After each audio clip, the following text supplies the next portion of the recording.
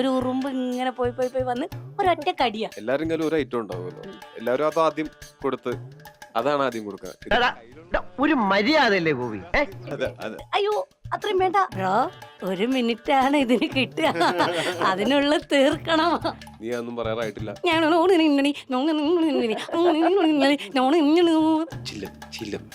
നമുക്ക് ഒന്ന് അങ്ങോട്ടോ ഇങ്ങോട്ടോ മാറിയാൽ നമ്മുടെ എഞ്ചിൻ തവിടുപൊടി. ആ ശബ്ദം കേൾക്കുമ്പോ ഇത് ചെറുത്ത് രാത്രി 12 മണി 1 മണി നേരത്തെ ജിലും ജിലും കേൾക്കുമ്പോ ആൾക്കാർക്ക് ഉണ്ടാവണ പെട്ടെന്ന് വല്ലാത്ത ധൈര്യം തന്നെ എനിക്ക്. ശരിക്കും പന്തൊക്കെ മോത്തിക്ക് വരുമ്പോ നമ്മള് പേടിക്കുമല്ലോ. എനിക്ക് ഈ ഫ്രെയിം ഒന്നും അറിയില്ല, കണ്ടാലും തോന്നും. സുരഭി ഒരു 9 കട്ട കുറച്ചോ. എന്താണ് തമാശയാക്കാണ്? അല്ല തമാശയാക്കാണ്, അങ്ങനെ ആക്കണ്ട. നമസ്കാരം. അജയന്റെ രണ്ടാം മോഷണം ARM മൂവി ടീമാണ് നമ്മുടെ ഒപ്പം ഉള്ളത്. എല്ലാവർക്കും സ്വാഗതം. നമസ്കാരം. ടോവിനോ, ഈ ഒരു സിനിമയിൽ 3 കഥാപാത്രങ്ങൾ 3 കാലഘട്ടമായിട്ടാണ് വരുന്നത്. അപ്പോൾ നമുക്കറിയാം ഈ ഒരു സിനിമയിൽ 3 കഥാപാത്രമായിട്ട് വരുമ്പോൾ ഒരു 3 സിനിമ ചെയ്യുന്നതിന് തുല്യമാണ്. അപ്പം ഇതിന്റെ ഒരു ഇമോഷണൽ ശമ്പളം കിട്ടിയിട്ടുണ്ടെന്നാണോ അതെ. അപ്പം ഇതിന്റെ 3 കഥാപാത്രങ്ങളുടെ ഒരു ഇമോഷണൽ വെയിറ്റ് എന്ന് പറയുന്നത് ഭയങ്കരമാണ്, അതിനെ ബാലൻസ് ചെയ്യാന്നുള്ളത്. അപ്പം എങ്ങനെയാണ് ഈ 3 കഥാപാത്രങ്ങളെയും ഈ കൗണ്ടർ ചെയ്ത് കൊണ്ടുപോയത്? എങ്ങനെയാണ് അതിന്റെ ഇമോഷണൽ വെയിറ്റിനെ? ഇത് ശരിക്കും പറഞ്ഞാല് നമ്മൾ എത്രയൊക്കെ ഇല്ലാന്ന് പറഞ്ഞു കഴിഞ്ഞാൽ നമ്മളൊരു ക്യാരക്ടറിൽ ചെയ്യുമ്പോൾ ആ ക്യാരക്ടറിന്റെ ഇമോഷൻസ് ഒരു വളരെ ചെറിയ ശതമാനമെങ്കിലും നമ്മളെ ബാധിക്കും കേട്ടോ. പക്ഷെ അത് കുറച്ച് നേരത്തേക്കെങ്കിലും. പക്ഷെ അതുകൊണ്ട് തന്നെയാണ് നമ്മൾ ഒരു പ്രോപ്പർ ഒരു ആക്ടിങ് വർക്ക്ഷോപ്പ് എടുത്ത് നമ്മൾ കുറച്ച് ടെക്നിക്കലായിട്ടും കൂടി തന്നെ നമ്മൾ അപ്രോച്ച് ചെയ്തു.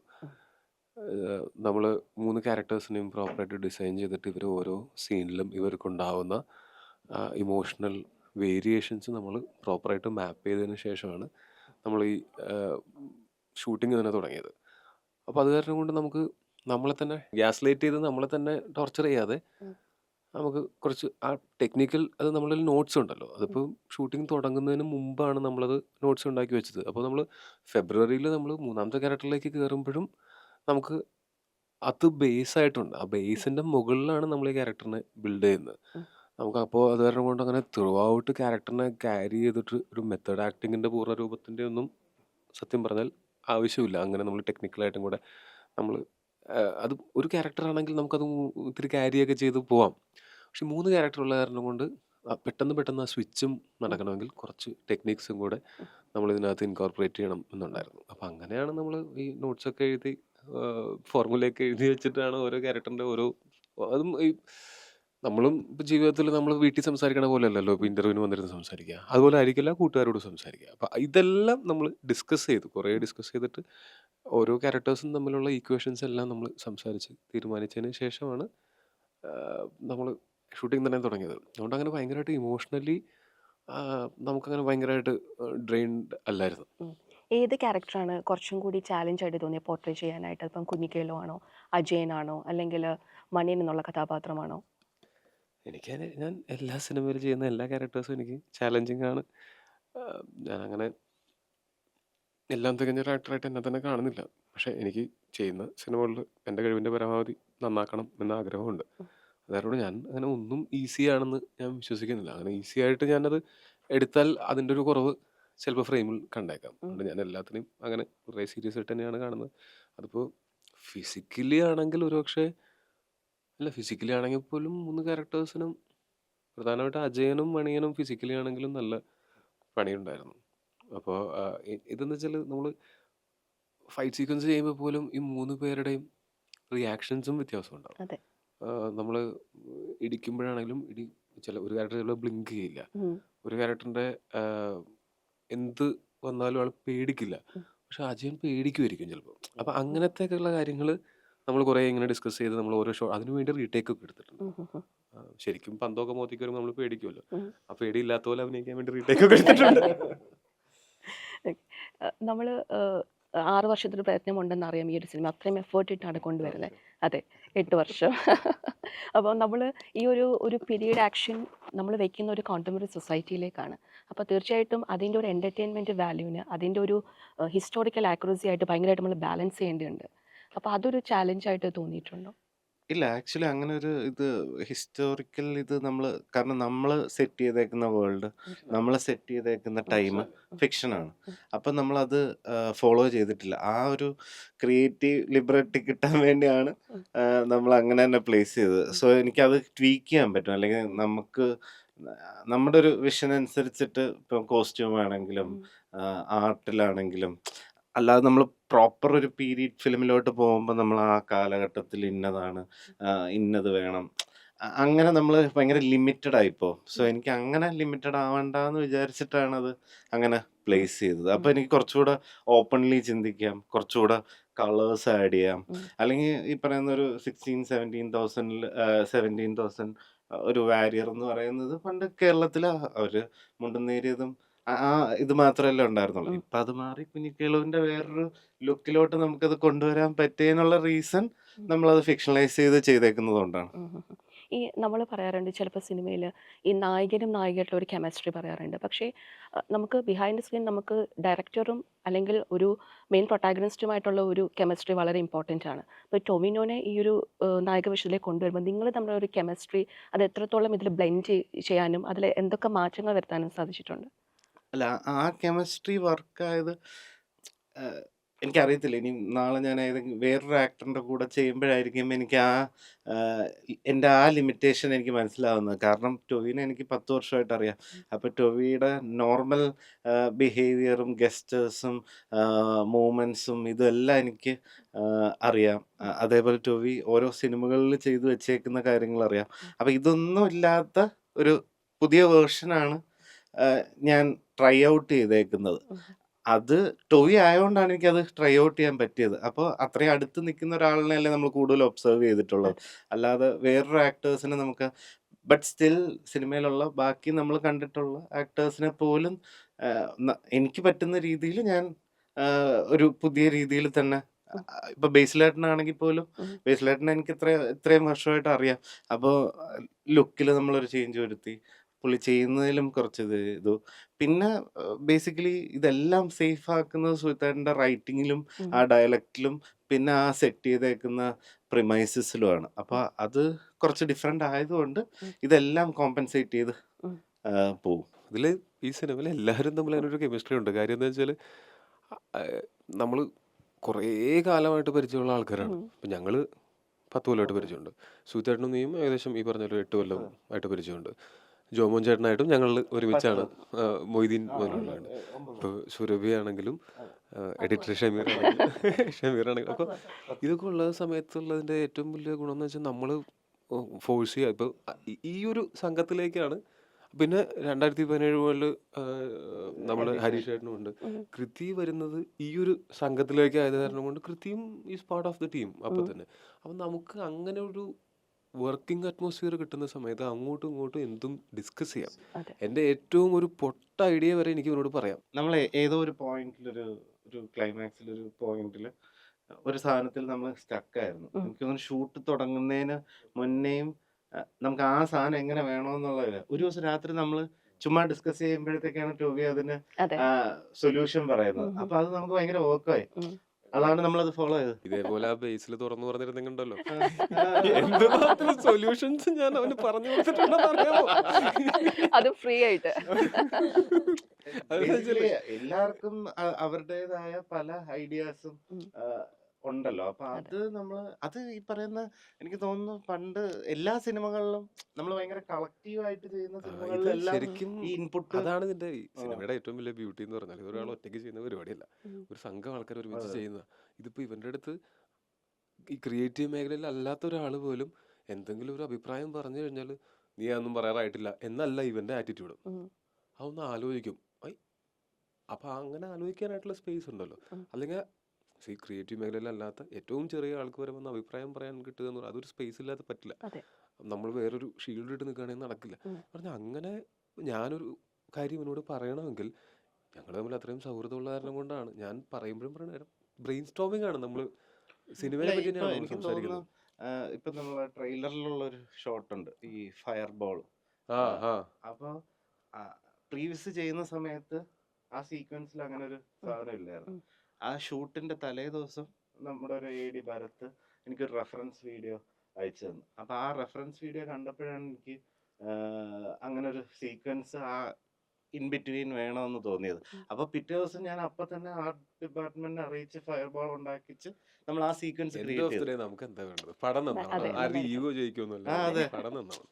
നമുക്ക് അങ്ങനെ എല്ലാം സ്വീകരിക്കും എന്നുള്ള റൈറ്ററിലേക്ക് വരുമ്പോഴത്തേക്കും നമ്മളൊരു പീരീഡ് ആക്ഷൻ ചെയ്യുമ്പോൾ അതിന് ആക്ഷൻ പ്രധാനമുണ്ട്, ഒപ്പം തന്നെ ഡയലോഗ്സിന് വളരെ ഇമ്പോർട്ടൻ്റ് ഉണ്ട്. ഇപ്പം ചില ആക്ഷൻ സിനിമയിൽ നമ്മൾ ചിലപ്പോൾ കണ്ടിട്ട് പറയാറുണ്ട് വെറുതെ കുറേ ആക്ഷൻ സീക്വൻസ് അതിനെ കുത്തി നിറച്ചിരിക്കുന്നു. അപ്പം അതൊരു നാച്ചുറൽ പ്രോസസ്സായിട്ട് മാറേണ്ട ഒരു കാര്യമുണ്ട്. അപ്പോൾ അത് എഴുത്തിൽ എത്രത്തോളം മീൻസ് ഒരു ചാലഞ്ചിങ് ആയിരുന്നു ഈ ആക്ഷൻ ഉണ്ടാക്കുക, അതിനോടൊപ്പം ഡയലോഗ് എന്ന് പറയുമ്പോൾ ഇതൊരു പീരീഡ് ആക്ഷനാണ്. അപ്പം ഡയലോഗ് ഒരുപാട് വ്യത്യാസമുണ്ട്. ഇതിപ്പം കാണുന്ന എനിക്ക് പോലും അത് ഒരു അരോചകമായിട്ട് തോന്നരുത്. അപ്പോൾ അതൊരു വലിയ ചാലഞ്ച് ആയിരുന്നില്ല, അതിനെങ്ങനെയാണ് മറികടന്നത്? അത് തീർച്ചയായും ചാലഞ്ച് ആയിരുന്നു എന്ന് തോന്നുന്നു. കാരണം പിന്നീട് നമ്മൾ വായിച്ചിരിക്കുന്ന ബുക്കുകളുടെയും റെഫറൻസുകളൊക്കെ നമുക്ക് ഒരുപാട് സഹായിച്ചിട്ടുണ്ട്. പിന്നെ നമ്മൾ ഇരിക്കുന്ന ഒരു സർക്കിൾ, ഞാൻ വരുന്നൊരു സർക്കിൾ അങ്ങനത്തെ ഒരു ചുറ്റുപാടെന്നാണ്. സന്തോഷ് ഏച്ചിക്കാനും കെ വി പ്രവീൺ, അംബിയാസുധൻ മാഷ് എന്നൊക്കെ പറഞ്ഞ ഒരു സർക്കിളുണ്ട് എഴുത്തുകാരുടെ. അപ്പോൾ അതിൻ്റെയൊക്കെ ചുറ്റുപാടുന്ന അവരുടെയൊക്കെ സ്വാധീനം കാനായി കുഞ്ഞിരാമൻ എന്ന് പറഞ്ഞ ലോകത്തിൽ തന്നെ പ്രധാന ശില്പിയിൽ ഒരാളാണ്. അപ്പോൾ സാറ് ഇതിൻ്റെ ക്ലൈമാക്സിൽ എനിക്കൊരു വലിയ ഒരു നിർദ്ദേശം, ചോദ്യം ഞാൻ ചോദിച്ച സമയത്ത് ഞാനിങ്ങനെ ഒരു ബ്ലോക്കാണ് സാർ, എന്താണ് ചെയ്യേണ്ടത്? അപ്പോൾ എന്നോടൊരു യാത്ര മധ്യേ സാർ ഇങ്ങനെ പറയുകയാണ്, ഇങ്ങനെ ഒരു ഒബ്ജക്റ്റ് ഒരാൾക്ക് കിട്ടുകയാണ്, ഒരു കള്ളൻ എന്ന് പറഞ്ഞ ഒരാൾക്ക്. അയാൾ എൻലൈറ്റഡ് ആവുന്ന ഒരു മൊമെൻറ്റിൽ അയാൾ എന്തൊക്കെ ചെയ്യാം, അത് നീ ആലോചിച്ച് നോക്ക് എന്ന് പറഞ്ഞു. അപ്പം അത് നമ്മളിൽ ഉണ്ടാക്കുന്ന, പിന്നീട് ഈ ഒരു കഥാപാത്രം സംസാരിക്കുന്നതിൽ ആ സ്വാധീനം ഉണ്ടായിട്ടുണ്ട് അത് നമ്മൾ എഴുതുമ്പം. അങ്ങനെ തീർച്ചയായും അത്തരം സുഹൃത്ത് വലയത്തിൽ നിന്ന് നമുക്ക് ഒരുപാട് നിർദ്ദേശങ്ങളൊക്കെ വന്നിട്ടുണ്ട്. പിന്നെ ഈ കുഞ്ഞിക്കേളു എന്ന് പറഞ്ഞ കഥാപാത്രം സംസാരിക്കുന്നത് കുറച്ചും കൂടെ ഒരു എലൈറ്റ് ക്ലാസ്സിലുള്ള ഒരാളാണ്.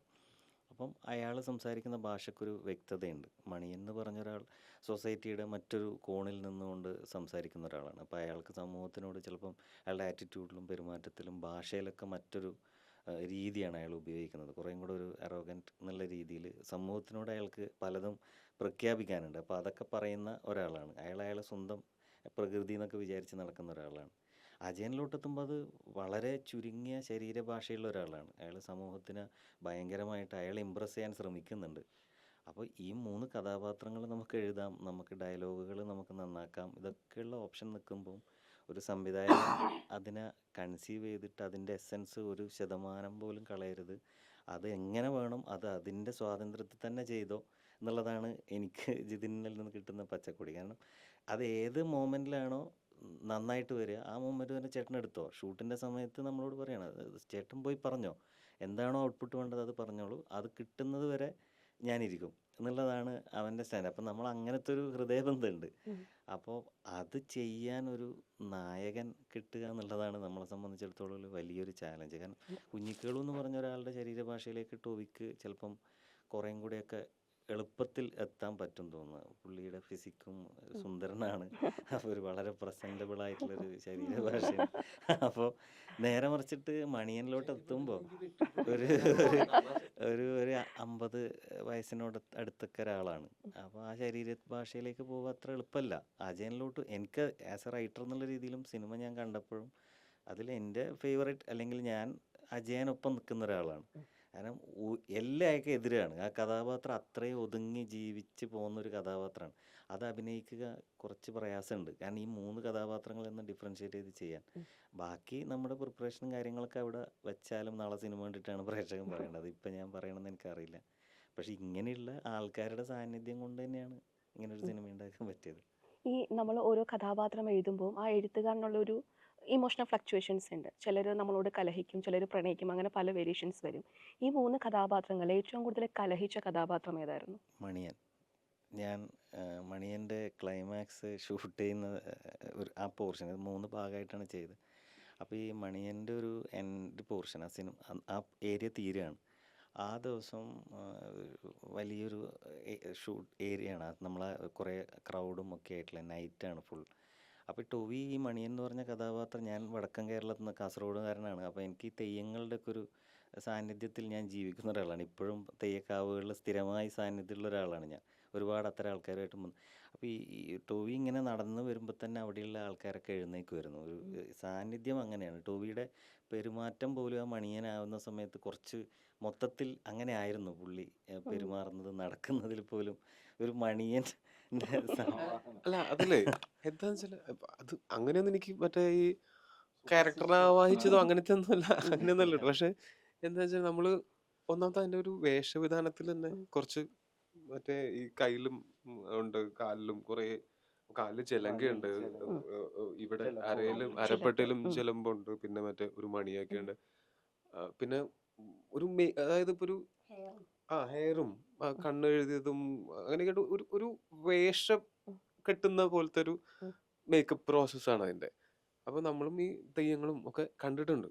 അപ്പൊ ഇത് ഷൂട്ട് ചെയ്യുന്നതാണെങ്കിൽ രാത്രി, അപ്പൊ രാത്രി ഷൂട്ട് ചെയ്യുന്ന സമയത്ത് നമ്മള് ഞാനിപ്പോ കാരവാനിൽ നിന്ന് ഇറങ്ങി ഒരു ഒരു 100 മീറ്റേഴ്സ് 200 മീറ്റേഴ്സ് നടന്നിട്ട് വേണം നമ്മൾ ഷൂട്ട് ചെയ്യുന്ന സ്ഥലത്തേക്ക് എത്താനായിട്ട്. അപ്പൊ അവിടെ ഇറങ്ങിയിട്ട് ഞാൻ നടക്കുന്ന സമയത്ത് ഈ ചില്ലും ചില്ലും ചില്ലും എന്ന് പറഞ്ഞൊരു ആ ഒരു താളമുണ്ട്. അപ്പൊ എന്റെ നടത്തത്തിന്റെ താളത്തിനനുസരിച്ച് എന്റെ ഈ ചുറ്റുള്ള ആഭരണങ്ങളെല്ലാം ശബ്ദം ഉണ്ടാക്കുമല്ലോ. ആ ശബ്ദം കേൾക്കുമ്പോ രാത്രി 12 മണി 1 മണി നേരത്തെ ജില്ലും ജില്ലും കേൾക്കുമ്പോൾ ആൾക്കാർക്ക് ഉണ്ടാവണ പെട്ടെന്ന് എന്നുള്ളതല്ലോ. ആ ഒരു നോട്ടം എന്റെ അടുത്തേക്ക് ഞാൻ നടന്നു വരുമ്പോ, ഞാൻ വരുന്നത് ആൾക്കാർക്ക് അറിയില്ലല്ലോ. ഈ ശബ്ദം കേട്ടിട്ടാണ് ആൾക്കാർ ഇങ്ങനെ. അപ്പൊ ഒരു നേരം സെറ്റിൽ എത്രയോ പേരുണ്ട്, നമ്മൾ ഒരു 100-150 പേര് എപ്പോഴും ഉണ്ടാവണല്ലോ. ഈ 100-150 പേര് നമ്മളെങ്ങനെ നോക്കും, എല്ലാ ദിവസവും നോക്കും. പിന്നെ ഇതൊരു ഇതായി ടൂന് വരുന്നുണ്ട് റുട്ടീനായി. അങ്ങനെ. അപ്പൊ ആ ഒരു ജിലും ജിലും സാധനവും ആൾക്കാരുടെ ആ നോട്ടവും എല്ലാം കൂടിയിട്ട് നമുക്ക് തരുന്നൊരു എനർജി ഉണ്ട്. അപ്പൊ ഞാൻ അതിനു മുമ്പ് ഇപ്പൊ ഇവര് തിയേറ്ററിലൊക്കെ പെർഫോം ചെയ്യുന്ന സമയത്ത്, സ്റ്റേജിലൊക്കെ പെർഫോം ചെയ്യുന്ന സമയത്ത് നിങ്ങൾക്ക് ഇൻസ്റ്റന്റ്ലി റെസ്പോൺസ് കിട്ടും. അപ്പൊ എത്രത്തോളം റെസ്പോൺസ് കിട്ടുന്നു അത്രത്തോളം ഇവർ കത്തിക്കേറും ഈ പെർഫോമേഴ്സ്. അങ്ങനത്തെ ഒരു പെർഫോമിംഗ് ആയിട്ടൊന്നും ഞാൻ ചെയ്തിട്ടില്ല, എനിക്ക് അറിയില്ല. ഞാൻ സിനിമയിൽ ഈ ക്യാമറയ്ക്ക് മുമ്പിൽ ഉള്ള ഒരു ഫ്രെയിമിനകത്തുള്ള അഭിനയമല്ലേ ചെയ്തിട്ടുള്ളൂ. പക്ഷെ ഈ പുറത്തുനിന്നുള്ള ഇത് കിട്ടുമ്പോൾ നമുക്കൊരു ചെറിയ പ്രോത്സാഹനമാണ്. പിന്നെ എനിക്കറിയാം ആ സെറ്റിലുള്ള ഈ 150 പേരുണ്ടെങ്കിൽ ആ 150 പേർക്കും എന്നോട് സ്നേഹമേ ഉള്ളൂ. എന്നെ വെറുക്കുന്ന ആരും അവിടെ ഇല്ലാന്ന് എനിക്കറിയാം. ഞാനും അവരുമായിട്ട് ഭയങ്കര അടുപ്പത്തിലാണ്. ഞങ്ങൾ കുറെ നാള് ഞാൻ ഒരിക്കലെങ്കിലും വർക്ക് ചെയ്യാത്ത ആൾക്കാർ ആ സിനിമയിൽ തീരെ ഇല്ലായിരുന്നു. ഇപ്പൊ ഞാൻ ഏത് ഡിപ്പാർട്ട്മെന്റിലാണെങ്കിലും എനിക്ക് പരിചയമുള്ള ആൾക്കാരും ഒക്കെയാണ്. അപ്പൊ കിട്ടുന്നൊരു ക്രൂവിന്റെയും കാസ്റ്റിന്റെയും മൊത്തം ടീമിന്റെ കിട്ടുന്ന നമുക്കൊരു എനർജി ഉണ്ട്. ആ ഒരു എനർജി ഉള്ളപ്പോ ഞാൻ ജനറലി ഒരു ഹൈ സ്പിരിറ്റ്സിലായിരിക്കും. അത് ചിലപ്പോ പെർഫോമൻസിലും അതായിരിക്കും ചേട്ടൻ പറഞ്ഞ ആ അതെ, അതെ. സമയത്തുള്ള എന്റെ പെരുമാറ്റവും ഒക്കെ കുറച്ച്. പക്ഷെ അതിനെ വേറെ തരത്തിൽ നമ്മൾ ഒരു ആലങ്കാരികമായിട്ട് പറയുകയാണെങ്കിൽ ക്യാരക്ടറിനെ വായിച്ചെന്നൊക്കെ അതെ, ഒരു പറയാം. പരഹായ പ്രവേശം. സുരഭി, ഇതിന്റെ ട്രെയിലർ കണ്ടപ്പോൾ തന്നെ ഒത്തിരി സന്തോഷം തോന്നി. കാരണം സുരഭി പല ഇന്റർവ്യൂവിലും പറഞ്ഞ് ഞാൻ കേട്ടിട്ടുണ്ട്, പ്രത്യേകിച്ച് ഈ പീരീഡ് സ്റ്റോറീസ് വരുമ്പോൾ ഞാൻ ഓംബ്ര എന്ന് പറയാനാണ് കൂടുതലും നിൽക്കുക അതെ അതെ അതെ. അല്ലേ? അല്ലെ, ഓംബ്ര ഒരു പടം മുഴുവൻ ഞാൻ ഓംബ്ര മാത്രം അഭിനയിച്ചിട്ടുണ്ട്. അപ്പോൾ അത് ഞാൻ പറഞ്ഞു കേട്ടിട്ടുണ്ട്. പക്ഷെ ഇതില് മാണിക്യം എന്ന് പറയുന്ന കഥാപാത്രം, അതെ. അപ്പം നമ്മളൊരു കഥാപാത്രം ആദ്യം നമ്മളടുത്ത് അത് നറേറ്റ് ചെയ്യുമ്പോൾ നമ്മളതൊരു മനസ്സിലാക്കും. പക്ഷെ നമ്മൾ അഭിനയിച്ച് തുടങ്ങിക്കഴിഞ്ഞ് നമ്മൾ അവസാനം ഷൂട്ട് ചെയ്ത് കഴിയുമ്പോൾ അതിൽ മാറ്റങ്ങൾ വരും നമ്മൾ മനസ്സിലാക്കി നിന്നും. അപ്പം ഈ ഒരു മാണിക്യം എന്നുള്ളൊരു കഥാപാത്രത്തെ അത് കേട്ടടം മുതൽ ഇത് വൈൻഡപ്പ് ചെയ്യുന്നത് വരെയുള്ള മാറ്റങ്ങൾ എങ്ങനെയാണ് റെക്കഗ്നൈസ് ചെയ്യുന്നത്? നമുക്ക് കിട്ടുന്ന സ്ക്രിപ്റ്റിൽ നിന്ന് ഒരുപാട് വ്യത്യാസം വരും. കാരണം സ്ക്രിപ്റ്റ് നമ്മൾ പ്രിപ്പയർ ചെയ്യുന്നതാണ്. ഇപ്പോൾ ഒരു റൈറ്റർ അതിൽ ഒരുപാട് എലമെൻറ്റ്സ് വെച്ചിട്ടാണ് ഓരോ ഡയലോഗും എഴുതിയിരിക്കുന്നത്. അപ്പം അതിൽ നിന്നെല്ലാം നമ്മൾ ഓരോ കാര്യങ്ങൾ എടുത്തിട്ടാണ് ആസ് എൻ ആക്ടർ എന്നുള്ള രീതിയിൽ നമ്മൾ ആ ക്യാരക്ടറിനെ ബിൽഡ് ചെയ്യുന്നത്. അത് കഴിഞ്ഞ് നമ്മളൊരു എഡിറ്റർ എടുത്ത് കൊണ്ടുപോകുന്നത് പോലെയാണ് ഡയറക്ടറും റൈറ്ററുമായിട്ട് അതിനെ അവിടെ പ്രിപ്പയർ ചെയ്യുമ്പോൾ നമ്മൾ കുറേ മെറ്റീരിയൽസുമായിട്ടാണ് ഇവരുടെ അടുത്തേക്ക് ചെല്ലുന്നത്. അപ്പോൾ അവിടെ എത്തുന്ന സമയത്ത് പിന്നെ അവരാണ് അതെടുത്ത് ഓരോന്ന് ഫിക്സ് ചെയ്ത് ഇത് ഇത്ര മതി, ഇന്നത് ഇങ്ങനെ ഇങ്ങനെ എന്ന് പറഞ്ഞിട്ട് അതിനെ കൊണ്ടുപോയിട്ട് ഇവർക്ക് ആവശ്യമുള്ളതായിട്ട് ഇവർ അത് ഉണ്ടാക്കിയെടുക്കുന്നത്. അപ്പം അതിനനുസരിച്ച് പക്ഷെ മെൻ്റലി ഇവർക്ക് പ്രത്യേകിച്ച് ആ ഒരു ട്രാവൽ നമ്മൾ നേരത്തെ, കാരണം അത് ആ സ്ക്രിപ്റ്റിൽ വളരെ വ്യക്തമായിട്ടുണ്ട്. അപ്പം ആ മെൻ്റൽ ഒരു ട്രാവൽ അത് കൃത്യമായിട്ടുണ്ട്. പിന്നെ അവിടെ നിന്നുള്ള ചെറിയ ചെറിയ കൂട്ടലുകളും കുറയ്ക്കലുകളും ഒക്കെ ഇവരുടെ ഭാഗത്ത് നിന്ന് കൃത്യമായിട്ടുള്ള ഇടപെടലുകൾ കൊണ്ട് ഉണ്ടാക്കിയിട്ടുണ്ട്. ഇത് 2 ഏജ് ഇതിൽ പ്ലേ ചെയ്യുന്നുണ്ട്. എന്നെ സംബന്ധിച്ചിട്ട് ഒരു 35 ആ ഒരു അദ്ദേഹത്തിൻ്റെ വൈഫായിട്ടും അത് കഴിഞ്ഞൊരു 70 65 70 ആ ഒരു ഇതുവരെ. അപ്പം അതൊക്കെ ഞാൻ മറ്റുള്ള ക്യാരക്ടേഴ്സിൽ നിന്നാണ് ഇതെങ്ങനെയാണ് ഇവരുടെ അത്രയും വർഷത്തെ ലൈഫ് പിന്നെ അവിടെ കാണിക്കുന്നില്ല. പിന്നെ അജയൻ്റെ പോർഷനിലേക്കാണ് വരുന്നത്. അപ്പം അജയൻ്റെ അമ്മ പറയുന്ന ഡയലോഗ്, അവർ ഏതെല്ലാം അവസ്ഥകളിലൂടെ മണിയൻ ഇതിലെങ്ങനെ കടന്നുപോയി എന്നുള്ളത് അവരുടെ ഓരോ ഡയലോഗുകളിലുമാണ് ഉള്ളത്. അപ്പം ഇവരനുഭവിച്ചിട്ടുള്ള ഒരുപാട് കാര്യങ്ങളുണ്ട്. ഇവർ ഭയങ്കര സൈലന്റ് ആയിരുന്നു. ഈ മകൻ ഉണ്ടാവുന്നത് വരെയുള്ള അങ്ങനെ ഓരോ കാര്യങ്ങളിലും എന്തെല്ലാം കഴിഞ്ഞാണ് ആ ഒരു അവസ്ഥയിലേക്ക് എത്തിയത് എന്നുള്ളതൊക്കെ. അപ്പം അതൊക്കെ ആ ഒരു രീതിയിൽ നമ്മൾ ഒരു ട്രെയിൻഡ് ആയിട്ട് നമ്മൾ ആ ഇവന്റ്സ് എല്ലാം എത്ര നമ്മളിപ്പോൾ നിങ്ങളെ ജീവിതത്തിൽ ആലോചിച്ച് നോക്കിയപ്പോൾ ഒരു 10-35 വയസ്സ് എത്ര അറിയില്ല. ആ ഇതിൽ നിങ്ങൾക്ക് പെട്ടെന്ന് ആലോചിക്കുമ്പോൾ കിട്ടുന്ന ഒരു 10 അല്ലെങ്കിൽ നമ്മളൊരാൾ നമ്മുടെ വേണ്ടപ്പെട്ട ഒരാൾ മരിച്ചു. പെട്ടെന്ന് അവരെക്കുറിച്ച് ആലോചിക്കുമ്പോൾ ഒരു 5-8 അല്ലെങ്കിൽ ഒരു 10 മെമ്മറി ആയിരിക്കും പ്രധാനപ്പെട്ടത് വരിക. ആ പ്രധാനപ്പെട്ടത് പിന്നെ ഇരുന്ന് ആലോചിക്കുമ്പോഴായിരിക്കും ഇങ്ങനെ ഉണ്ടായിരുന്നു ഇങ്ങനെ. വീണ്ടും കുറച്ചും കൂടെ ആലോചിക്കുമ്പോഴായിരിക്കും ചില ഫോട്ടോസ് കാണുമ്പോഴായിരിക്കും അയ്യോ അന്ന് ഇങ്ങനെ പറഞ്ഞിരുന്നു ഇതല്ല. അങ്ങനെ ഓരോന്നിനും വേണ്ട കാര്യങ്ങൾ ഇങ്ങനെ എടുത്തെടുത്ത് വെച്ചിട്ടാണ് ആ ഒരു ഏജ് ഞാൻ ട്രാവൽ ചെയ്ത് എത്തിയിരിക്കുന്നത്. അപ്പം അതിന് റൈറ്ററും അതുപോലെ ഡയറക്ടറും ഇപ്പോൾ നമ്മളിപ്പോൾ കുറച്ച് കൂടുതൽ ഇപ്പം എന്തെങ്കിലുമൊക്കെ ചില സംഭവങ്ങളിൽ നമുക്ക് ഒന്ന് അങ്ങോട്ടോ ഇങ്ങോട്ടോ അതെ. മാറിയാൽ നമ്മുടെ എഞ്ചിൻ തവിടുപൊടി എന്ന് പറയുന്നത് പോലുള്ള ചില സീനുകളൊക്കെ ഉണ്ട്. അപ്പം അതൊക്കെ വരുന്ന സമയത്ത് അയ്യോ അത്രയും വേണ്ട, കുറയ്ക്കാം, അല്ലെ അയ്യോ അവിടെ കുറച്ചും കൂടെ എന്തെങ്കിലും ഒന്ന് ഇത്തിരിയും കൂടി ഇടാം. അപ്പം നമ്മൾ കുറച്ച് അത് കറക്റ്റ് ചെയ്യാൻ വേണ്ടിയിട്ടാണല്ലോ ഡയറക്ടർ ഉള്ളത്. അപ്പോൾ അദ്ദേഹവും അതുപോലെ തന്നെ ഇത് വന്ന് നമ്മൾ ഇങ്ങനെ ഒരു സാധനം കൂടെ ഈ ഡയലോഗ് ചെയ്തപ്പോൾ ഉദ്ദേശിച്ചിരുന്നു. അപ്പം അതും കൂടെ ഒന്ന് ഇൻക്ലൂഡ് ചെയ്താൽ, പക്ഷെ അദ്ദേഹം പറയുന്നത് അങ്ങനെയാണ്. അല്ല ഇപ്പൊ ആ ചോദ്യം ചോദിച്ചില്ലേ, മണിയന്റെ ആ, യാത്ര നിങ്ങൾ ഒരു അതെ. സംഘർഷം. ഇപ്പൊ ആ ദിവസത്തെ ആ ഒരു രാത്രിയും പുലർച്ചെ നിങ്ങൾക്ക് ഫ്ലൈറ്റിന് പോകേണ്ടിയിരുന്നു അല്ലേ? 5 മണിയുടെ 5:30യുടെ ഫ്ലൈറ്റിന് എങ്ങോട്ടോ പോകണം. എല്ലാരും അല്ല എല്ലാവരും ഒരാളല്ല, എല്ലാരും ഷൂട്ട് തീർന്നിട്ട് പോവാണ്. പോവാന്നുള്ളതാണ്. അപ്പൊ ഇയാളുടെ യാത്രയും മണിയന്റെ യാത്രയും ആ രാത്രി ഇത് ആലോചിച്ചപ്പോൾ ശരിക്കും എനിക്കൊരു ആ ഒരു ഫീൽ പെട്ടെന്ന് അന്നത്തെ രാത്രി ഓർമ്മ വന്നു. നമുക്കൊരു ഒരു സങ്കടം അല്ല വന്നു. പക്ഷെ നമുക്ക് ഞങ്ങള് അവിടെ ശരിക്കും കരയാനുള്ള ഒരു ഇതില്ല. ശരിക്കും ഞങ്ങളെ എനിക്ക് ഓർമ്മയുണ്ട് ഒരു ദിവസം ഇവന്റെ ജിതിന്റെ റൂമിൽ നമ്മളെല്ലാരും ഉള്ള സമയത്ത് ജോമോൻ ചേട്ടനാണ് ആദ്യം അത് പറയണേ. അതായത് ഒരു മണിയൻ എന്നുള്ള ക്യാരക്ടറുമായിട്ട് നമ്മൾ ഒരു 20 ദിവസത്തിലധികം ഷൂട്ട് ചെയ്ത് കഴിഞ്ഞിട്ട് അത് മൊത്തം നമ്മൾ മണിയൻ ഷൂട്ട് ചെയ്യുന്ന ഒരു 30 സംതിങ് ഡേയ്സ് ആണ്. ജോമോൻ ചേട്ടൻ ഒരു ദിവസം പറയും മണിനെ നമുക്ക് മിസ് ചെയ്യും കേട്ടോ. അതെ, മണി ഷൂട്ട് അത്രയും ചെയ്യുമ്പോൾ മണിനെ നമുക്ക് മിസ് ചെയ്യും. അതായത് വൈകുന്നേരം പറയാം പുള്ളി നമുക്ക് അതെ നമുക്കിപ്പോഴും ആലോചിക്കുമ്പോൾ മണിയന്റെ ആ ഒരു യാത്ര ആലോചിക്കുമ്പോൾ നമുക്കിപ്പോഴും എന്താ പറയുക, നമ്മൾ ഭയങ്കര ഇമോഷണലി ഭയങ്കര ഇതാണ്. അതെ. പക്ഷെ അവരെ പലപ്പോഴായിട്ട് നമ്മൾ മാണിക്യത്തിന് അറിയാൻ സാധിക്കുന്നുണ്ട്. പല മണങ്ങളിലൂടെയും പല പല പ്രകൃതിയിൽ പല സ്ഥലത്തും ഇദ്ദേഹം അവരെ പല രീതിയിൽ place എനിക്കത് ഫീൽ ചെയ്യിപ്പിക്കുന്നുണ്ട്. എനിക്കല്ല, മാണിക്യത്തിന് അത് ഫീൽ ചെയ്യിപ്പിക്കുന്നുണ്ട്. അപ്പോൾ ഇപ്പോഴും ആ മണവും നമ്മൾ ഈ പറയുമ്പോഴും നമുക്ക് അത്രയും അവിടേക്ക് പെട്ടെന്ന് ചെല്ലാൻ സാധിക്കുന്നുണ്ട്. അത്രയധികം നമ്മൾ അതിലേക്ക് ഇൻവോൾവ് ആയിട്ടുണ്ട് ആ സമയത്ത്. നമ്മൾ ഈ ട്രെയിലർ കാണുമ്പോൾ സുരഭിയുടെ ശബ്ദത്തിന് ഒരു ഭയങ്കര ഒരു മോഡുലേഷൻ ഉണ്ട്, നമുക്കത് കാണാം. പ്രത്യേകിച്ച് എനിക്കൊന്ന് ഡ്രാമ ബാക്ക്ഗ്രൗണ്ട് ഉള്ളത് കൊണ്ടാണ് എനിക്കറിയില്ല, അതിൻ്റെ ഒരു ഏറ്റക്കുറച്ചുള്ള കൃത്യമായിട്ട് അറിയാം. അപ്പം ഈ ട്രെയിലറിൽ സുരഭി ഒരു കഥ പറയുന്ന ഇതാണ്, നിൻ്റെ അച്ഛൻ ഇങ്ങനെയാണെന്ന് പറയുമ്പോൾ ആ ശബ്ദ ഗാംഭീര്യം നമുക്കത് ഭയങ്കരമായിട്ടൊരു മോഡുലേഷൻ്റെ ഏറ്റക്കുറച്ചിൽ അറിയാം. സുരഭി ഈ ഒരു ക്യാരക്ടർ അത് എത്രത്തോളം സുരഭിക്ക് സൂട്ടാണ് ഈ തീരുമാനിക്കുന്ന ടൈമിൽ സുരഭി എന്ന് പറയുന്ന ഒരു കഥ നായികയിലേക്ക് വരുമ്പോഴത്തേക്കും? അല്ല, ബേസിക്കലി ഈ സിനിമയിലൊരു 3 നറേറ്റേഴ്സ് ഉണ്ട്. അതിൽ 2 പേര് ഉള്ളതിൽ ഒരാൾ സുരഭിയും ഒന്ന് മാല പാർവതി ചേച്ചിയും. പാർവതി ചേച്ചി സ്റ്റോറി ടെൽ ചെയ്യുന്നത് കൃതി പ്ലേ ചെയ്യുന്ന ലക്ഷ്മിയുടെ കുട്ടിക്കാലം എന്നുള്ളതാണ്.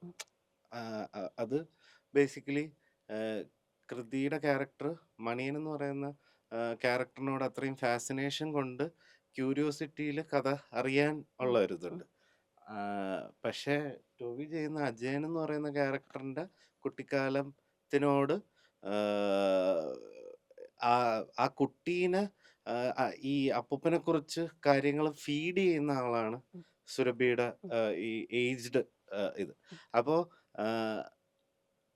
ഈ നമ്മള് മറ്റേ അമ്മുമ്മ പറയുന്നത് കുറച്ചുകൂടെ കേട്ട് കേൾവി വെച്ചിട്ടാണ് കൃതിയുടെ കുട്ടിക്കാലത്തിനോട് പറയുന്നത്. പക്ഷെ സുരഭി പറയുന്നത് അങ്ങനെ ആവാൻ പാടില്ല എന്ന് നമുക്ക് നേരത്തെ ഉണ്ട്. അതുകൊണ്ടാണ് ആ രീതിയിൽ, അതായത് ഒരേ കഥയുടെ 2 വേർഷനാണ് 2 അമ്മൂമ്മമാര് പറഞ്ഞു കൊടുക്കുന്നത്. അപ്പോ സുരഭി പറയുന്നത് ഭയങ്കര റിയലിസ്റ്റിക് ആയിട്ടുള്ള സാധനമാണ്. മറ്റേ ആള് ചിലപ്പം മിക്സപ്പ് ചെയ്തോ അല്ലെങ്കിൽ കേട്ട് കേൾവി വെച്ചിട്ട് പറയുന്നതും ആവാം. പക്ഷെ സുരഭി പറഞ്ഞു കൊടുക്കുന്നതെന്ന് പറയുന്നത് പുള്ളിക്കാരിയുടെ ഹസ്ബൻഡിനെ അത്രയും ഗ്ലോറിഫൈ ചെയ്തിട്ട് ഉം. അവരുടെ ആ ഉള്ളിൽ നിന്നുള്ള സ്നേഹവും നിന്റെ അച്ചാച്ചൻ ഇങ്ങനെ ആയിരുന്നു എന്നുള്ളത് പറഞ്ഞു കൊടുക്കുന്ന സാധനവും പിന്നെ അതിനൊരു സിനിമയിൽ മൊത്തത്തിലൊരു ആ സ്റ്റോറി ടെല്ലിങ്ങിനൊരു ട്രാവലുണ്ട്. അപ്പൊ അത് ആ ഒരു ഗ്രാഫ് അങ്ങനെ വേണം എന്നുള്ളതുണ്ടായിരുന്നു. അപ്പൊ എനിക്ക് തോന്നുന്നു കുറെ സാധനങ്ങൾ നമ്മൾ കട്ട് ഷോട്ട് ചെയ്ത് പോകേണ്ടി വന്നു. സ്റ്റിൽ സുരഭിക്ക് പോലും മനസ്സിലായി കാണത്തില്ലായിരിക്കും. കാരണം നമുക്കറിയായിരുന്നു എന്തൊക്കെ ആ സാധനങ്ങളിൽ എന്തൊക്കെ നമുക്ക് ഫൈനലിൽ വരുമെന്നും ഉം. അതിങ്ങനെ ഭയങ്കര മിക്സപ്പ് ചെയ്താണ് നമ്മൾ എടുത്തത്. ഉം. ആ, അത് ഫൈനൽ ഈ പറയുന്ന എഡിറ്റ് കഴിഞ്ഞപ്പോഴത്തേക്കായിരിക്കും ഇനിയിപ്പോ സിനിമ കാണുമ്പോഴായിരിക്കും അത് ഉം. എങ്ങനെ പ്ലേസ്ഡ് ആയി എന്നുള്ളത് മനസ്സിലാവുന്നത്. ഇത് ഇവരുടെ പോർഷൻ ആദ്യമേ എടുത്തു കഴിഞ്ഞു. അദ്ദേഹത്തിന് വേറെ സിനിമയ്ക്ക് പോകാനുള്ളതുകൊണ്ട് ഇദ്ദേഹത്തിൻ്റെ ഒക്കെ എടുത്തു കഴിഞ്ഞു. പിന്നെ ഈ അമ്മൂമ്മയുടെ പോർഷൻസ് ഒക്കെ വരുന്നത്. അപ്പോഴത്തേക്ക് ഒരു ഫൈനൽ കുറച്ച് എഡിറ്റൊക്കെ നമ്മൾ ചെയ്യുകയും ചെയ്തു. അപ്പോൾ അത് കഴിഞ്ഞിട്ട് പിന്നെ എനിക്ക് വേറൊരു ചാലഞ്ചും കൂടി ഉണ്ടായിരുന്നു. ഇത് കുറേ സീൻസ് എല്ലാം ഒന്ന് മിക്സ് ചെയ്ത് ഡയലോഗ്സ് എല്ലാം 2-3 സീൻസ് ക്ലബ് ചെയ്തിട്ടൊക്കെ ഒരു സീനൊക്കെ ആകുമ്പോൾ ബ്രോ 1 മിനിറ്റാണ് ഇതിന് കിട്ടുക. അതിനുള്ളിൽ തീർക്കണം. അപ്പം നമുക്ക് അങ്ങനെ ഒരു ചാലഞ്ച് അത് ഉണ്ട്. നമ്മള് ലാഗ്. ഉള്ള ആ അധികാരമൊന്നുമില്ല. ഇല്ല 30 സെക്കൻഡ് ആണെങ്കിൽ ഈ സാധനം ഉണ്ടാവും, ഇല്ലെങ്കിൽ ഇല്ലെങ്കിൽ പോയി. തൂക്കും അല്ലാതെ എന്നുള്ള. അതായത് അപ്പം നമുക്ക് അതും കൂടെ ഉണ്ട്. 30 സെക്കൻഡോ? അപ്പോൾ ഇതെങ്ങനെ? അപ്പം നമുക്ക് അതിൻ്റെ സമയം അപ്പോൾ അത് എടുക്കാൻ പറ്റില്ല. അപ്പോൾ അതിനെന്ത് ചെയ്യണം? നമ്മൾ തിയേറ്ററിലൊക്കെ വാക്ക് ത്രൂ ചെയ്തിട്ട് നമ്മളിങ്ങനെ ചെയ്യുമല്ലോ. അപ്പം അതിങ്ങനെ റിപ്പീറ്റ് ചെയ്ത് വരുമ്പോൾ അതിൻ്റെ നമ്മൾ ആദ്യം വലിയ സമയം എടുത്തിട്ട് ചെയ്ത് പിന്നെ അതിനെ ചെറിയ ആ ചുരുക്കി കൊണ്ടുവരുമ്പോൾ നമുക്കത് ഓക്കെയാണ്. ഉം. ആ രീതിയിലേക്ക് അതിനെ നമ്മൾ ഇത് ചെയ്തിട്ടുണ്ട്. പിന്നെ ഇതിലൊരു പാട്ടുണ്ട് ഞങ്ങൾ അപ്പോൾ വന്നിട്ടില്ല. അപ്പോൾ അത് 62 ഫ്രെയിംസോ ഏതാ ഫ്രെയിംസ് പറഞ്ഞത്? എനിക്ക് ഈ ഫ്രെയിമൊന്നും അറിയില്ല. അത് മറ്റേ ഫാസ്റ്റ് അടിച്ച പോലെയാണ് ഇവരിട്ട് തരുന്നത്. എന്നിട്ട് അതിൽ അമ്മൂമ്മയായിട്ട് ഇങ്ങനെ വരുന്ന സമയത്ത് ഇങ്ങനെയൊക്കെയാണ് വരിക. അപ്പോൾ അത് ആ അമ്മൂമ്മയുടെ അതിൽ കളിക്കണം, അല്ലെ ഇങ്ങനെയൊക്കെ ആയി പോകും. അപ്പോൾ അത് ഇങ്ങനെയാണ് ഫ്ലാറ്റ് വരുന്നത്. അപ്പം ഈ പാട്ട് ഇതെങ്ങനെയാണ് ഇത്ര സ്പീഡിൽ ഈ പാട്ട്? അപ്പം ഞാൻ ആ സ്പീഡിൽ ആ പാട്ട് പഠിച്ചു. എന്നിട്ട് അമ്മൂമ്മയുടെ ആക്ഷനെ ഞാൻ സ്പീഡാക്കിയിട്ട്, അതായത് ചെറുതായിട്ട് ഇങ്ങനെ ചെയ്ത് പിന്നെ അതിങ്ങനെ വരുമ്പോൾ അങ്ങനെ കുറച്ച് ഇങ്ങനെ അത് വേറില്ല. അപ്പം അത് അപ്പം അവർ പറയുന്നത്. അപ്പം അത് അങ്ങനെ ചെയ്യേണ്ടി വന്നു. ചിട്ടി റോ അതെ. അത് സ്ഥിരമായി ആക്ടിംഗ് വർക്ക്ഷോപ്പ് എടുക്കുന്നുണ്ടല്ലേ? ഞാനല്ല എടുക്കുന്നത്, ഞാൻ പോയി അറ്റൻഡ് ചെയ്യാണ് ചെയ്യുന്നത്. Actually Okay. എനിക്ക് പഠിപ്പിക്കാനൊന്നും അങ്ങനെ അറിഞ്ഞൂടാ. എനിക്ക് പക്ഷെ അതിലിങ്ങനെ കിടക്കാൻ ഭയങ്കര ഇഷ്ടം. അപ്പം ഞാനൊരു സിനിമയൊന്നും ചെയ്തില്ല, എനിക്ക് വലിയ കുഴപ്പമൊന്നുമില്ല. ഞാൻ എൻ്റെ മാഷ്മാരോട് നമുക്ക് എന്തെങ്കിലും ഒന്ന് ഇമ്പ്രവൈസ് ചെയ്തേക്കാം, നമുക്ക് എന്തെങ്കിലും ഒന്ന്. അങ്ങനെ ഞങ്ങൾ വെറുതെ നടക്കാത്ത നാടകങ്ങളും നടക്കാത്ത സിനിമകളും, നടക്കാത്തതാണ് കൂടുതൽ, അത് തന്നെ ചെയ്തുകൊണ്ടിരിക്കുന്നതാണ്. അങ്ങനെ ഹരീഷിലേക്ക് വരുമ്പോഴത്തേക്കും നമ്മൾ ഒരുപാട് മലയാള സിനിമകൾ കണ്ടു, പാൻ ഇന്ത്യൻ സിനിമ ഒക്കെ നമ്മൾ കാണുന്നുണ്ട്. അപ്പം നേരത്തെ ചെയ്ത മലയാളം സിനിമയുടെ കഥാപാത്രങ്ങളിൽ നിന്നും ഈ കഥാപാത്രത്തിൻ്റെ ഒരു യുണീക്ക് ആർക്ക് എന്താണ് താങ്കൾക്ക്? ഞങ്ങൾ ഇതിനു മുമ്പ് കണ്ട സിനിമകൾ മോസ്റ്റ്ലി എല്ലാം ഭയങ്കര strong bold dare to do anything kind of characters, very loud characters. പക്ഷേ എനിക്കൊരു ടോൺ ഉണ്ടല്ലോ. സോ ഈ ടോണിൽ ഞാൻ സിനിമകൾ ചെയ്തിട്ടില്ല ഭയങ്കര കുറവാണ്. എനിക്ക് തോന്നുന്നു അജയൻ്റെ 2ാം വർഷത്തെ അങ്ങനെ ഭയങ്കര ഒരു സൊഫിസ്റ്റിക്കേറ്റഡ് എൻ്റെ ഇതേ ഒരു താളം തന്നെയാണ് എൻ്റെ ഡയലോഗിന്. സോ ഐ തിങ്ക് അതെനിക്ക് ഭയങ്കര സന്തോഷമാണ്. ബിക്കോസ് യൂഷ്വലി നമുക്ക് അതായത് പുള്ളിയുടെ ഓൺ താളം ഇത്രയും കൊല്ലമായിട്ട് പുള്ളി വിട്ടിട്ടില്ല. അത് അല്ല, ഞാൻ പറയണ ബാക്കി ചെയ്യേണ്ടി വന്നിട്ടുള്ള ക്യാരക്ടേഴ്സ് എല്ലാം വേറെ തരത്തിലാണ്. ഇപ്പൊ കയ്യിലുള്ള എല്ലാവരും കയ്യിലും ഒരു ഐറ്റം ഉണ്ടാവുമല്ലോ, എല്ലാവരും അത് ആദ്യം കൊടുത്ത് അതാണ് ആദ്യം കൊടുക്കുക. ഇത് കയ്യിലുള്ള ആ ഐറ്റം ഒഴിച്ച് ബാക്കി എല്ലാം കൊടുത്തു, ഇതാദ്യം കൊടുക്കുക. സോ അത് ആക്ച്വലി പറഞ്ഞാൽ അത് ജിതിൻ അത് ക്ലിയർ ആയിട്ട് ആദ്യം തന്നെ പറഞ്ഞു. അതായത് ഒരു റൈറ്റിംഗ് പ്രോസസ് ആ സമയത്ത് തന്നെ എൻ്റെ അടുത്ത് പറഞ്ഞു, ചേട്ടാ ഇതൊരു യൂഷ്വൽ നെഗറ്റീവ് റോൾ അല്ലെങ്കിൽ യൂഷ്വൽ വില്ലൻ പോലെ വരുന്നതാണെങ്കിൽ നിങ്ങൾ ചെയ്യണ്ട എന്ന് പറഞ്ഞു. അതെനിക്ക് ഭയങ്കര സന്തോഷമായിരുന്നു. And because when a creator, when a director thinks about the actor and if it is good for the actor, അതിനേക്കാട്ടിലും വലിയ സാധനം ഒന്നുമില്ല. ബിക്കോസ് ആക്ടേഴ്സിനെ ഒരു ടൈപ്പ് കാസ്റ്റ് എന്ന് ഒരു പറയുന്ന ഒരു സ്പേസിലേക്ക് ഇടാൻ ഭയങ്കര എളുപ്പമാണ്. Because I do a cop role, അത് കഴിഞ്ഞിട്ട് ഒരു 4 സിനിമ ആൾക്കാർ ചെയ്യാൻ പോകുന്നുണ്ടെങ്കിൽ അവർ വിചാരിക്കും കോപ്പ് ഇവനെ വിളിക്ക് എന്ന് പറയുന്ന ഒരു സാധനം ഭയങ്കര എളുപ്പമാണ്. It's very convenient. അവർ അധികം ഒന്നും ചെയ്യേണ്ട ആവശ്യമില്ല. അയാൾ ആദ്യമേ ചെയ്തിട്ടുണ്ട്, ഓഡിയൻസിന് അറിയാം ഇയാൾ ചെയ്തിട്ടുണ്ട്. അപ്പം it is very easy. But it's not a very good space. Somewhere the fire inside you ഒരു ഒരു ഒരു ഒരു ഒരു കല അല്ലെങ്കിൽ ഒരു ആർട്ടിലെ ഭാഗമായിട്ട് നിൽക്കുമ്പോൾ അത് ചെയ്യണം, അല്ലെങ്കിൽ you want to do good work എന്ന് പറഞ്ഞ് നിൽക്കുന്ന സമയത്തുള്ള അപ്പം ഒരു ടൈപ്പ് കാസ്റ്റ് ആകുമ്പം ആ spirit somewhere it gets hit. അപ്പം അങ്ങനത്തെ സമയത്താണ് ജിത്തിൻ ഇത് പറയുന്നത്. അപ്പം ഈ ക്യാരക്ടർ ഇറ്റ്സ് എ വെരി, എനിക്ക് ഭയങ്കര ഇൻട്രസ്റ്റിങ്, ഭയങ്കര സാറ്റിസ്ഫൈങ് ആണ് ഇങ്ങനത്തെ ഒരു ക്യാരക്ടർ ചെയ്തത്.